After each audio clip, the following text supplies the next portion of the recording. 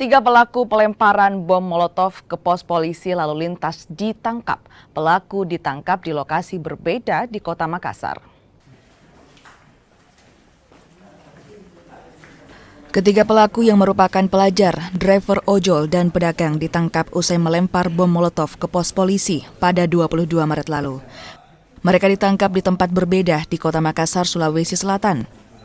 Ketiga pelaku memiliki peran berbeda saat menjalankan aksinya, mulai dari menyediakan bom Molotov hingga melakukan pelemparan. Pelaku diketahui sengaja melempar Molotov ke pos polisi lalu lintas untuk berbuat rusuh. Sebelum menjalankan aksinya, pelaku mengkonsumsi minuman keras. Pelaku semua dewasa, 1 orang pedagang, 1 orang driver Gojek, 1 orang lagi masih pelajar. Rumahnya satu di Goa, 2 orang di Goa dan 1 orang di Makassar. Polisi juga menyita pakaian yang digunakan pelaku, tas untuk membawa Molotov, dan sepeda motor. Pelaku disangkakan pasal berlapis dengan ancaman maksimal 12 tahun penjara. Arif Tirtana, Kompas TV, Makassar.